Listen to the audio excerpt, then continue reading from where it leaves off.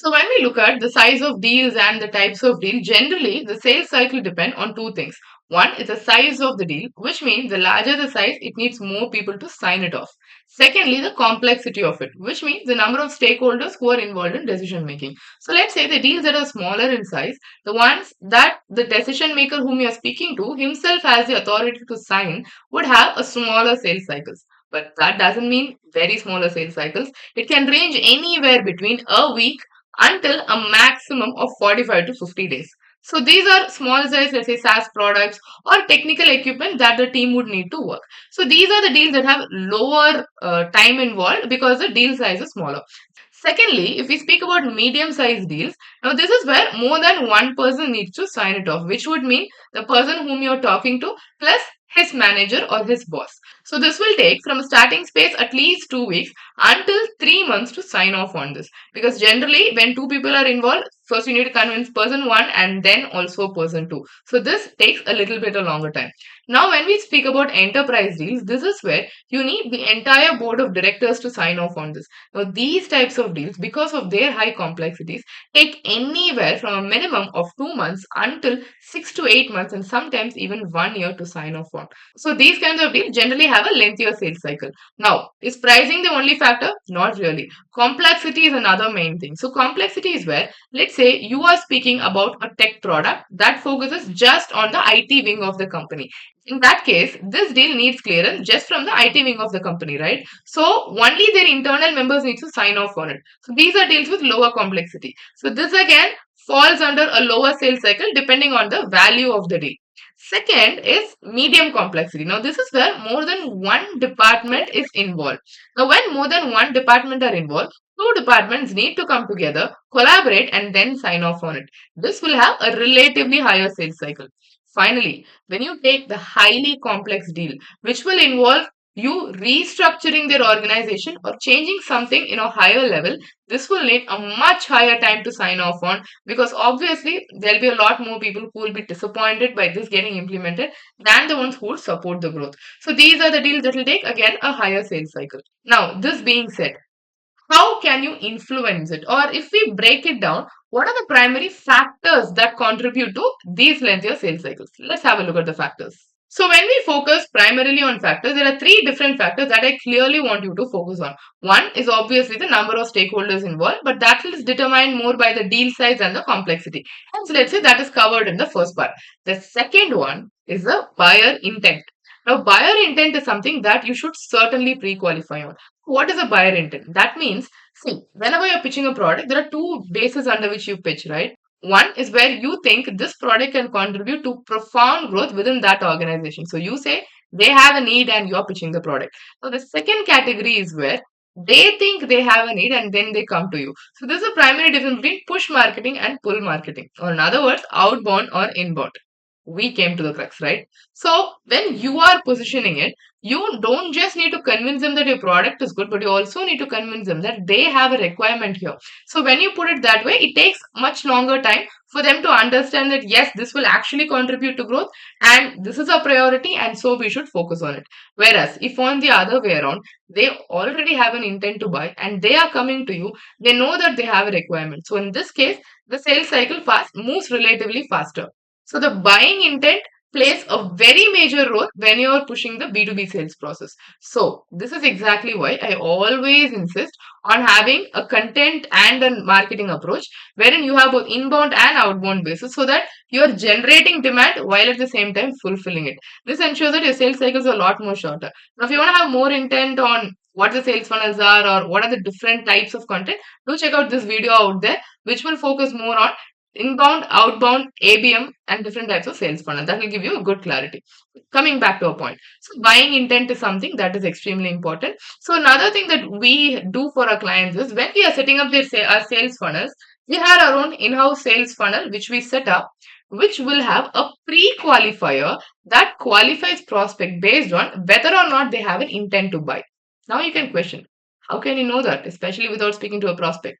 Now, that is where digital footprint comes into play. Depending on which organization is looking out for similar softwares or who are looking out or inquiring to similar competitors, Google algorithm handles those digital footprints and it clearly knows who is talking to whom. I mean, that's how your pixels and your ads work, right? A sales funnel uses the same intelligence to understand which companies have intent so that you can pitch them right. So, if you're looking forward to establish a sales funnel, now is the exact time to drop us an email in this ID and get in touch with us so that we can propel your lead generation. Okay, getting back to teaching you. So, one, like I mentioned, the number of stakeholders involved as a primary factor. Second is buying intent. And the third and the most profound one is the process.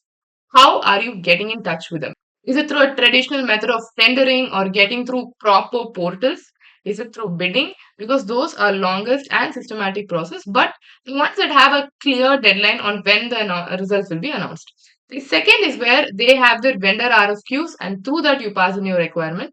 Or the last one is where you have one-to-one discussions. From there you get the requirement and then you put together a deal. So the process that they follow for both procurement, for vendor registration or for fulfillment is another primary reason or a primary factor that will lead to lengthier sales cycle. But this is not something that you can control.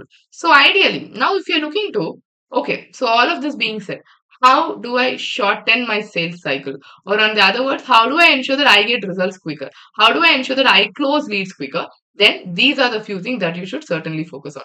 Now let's look at how you can close deals faster and accomplish all of these in a shorter sales cycle.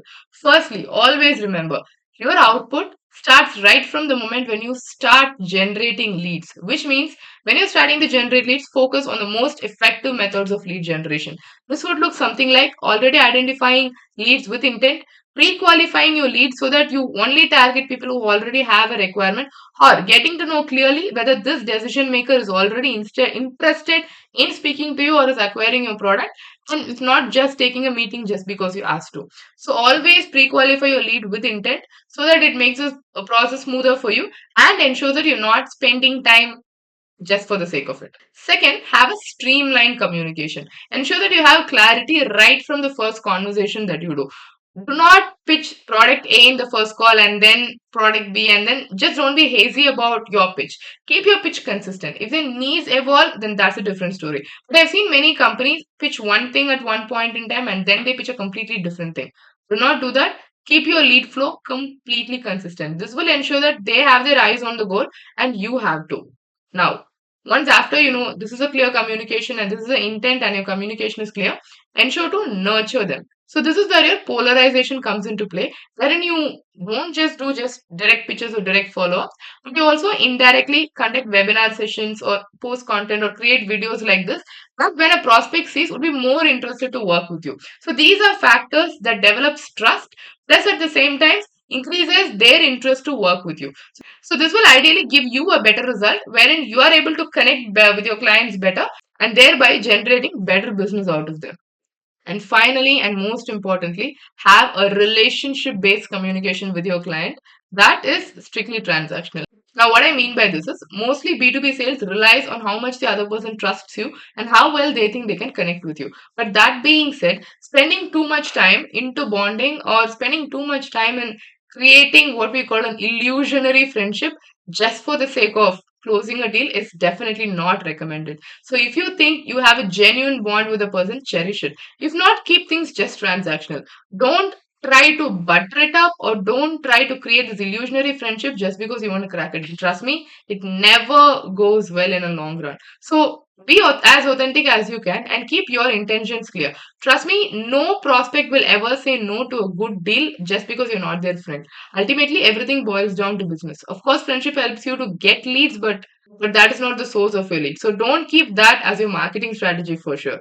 That is also unethical, and trust me, it wouldn't end well for you. So keep all these concepts in mind. Ideally, understand that ultimately it's a human to human interaction and how well you present your solutions and how well you ensure you create the customer journey map right from in creating interest in them until getting them to understand you, getting them to trust you, and finally getting them to close with you.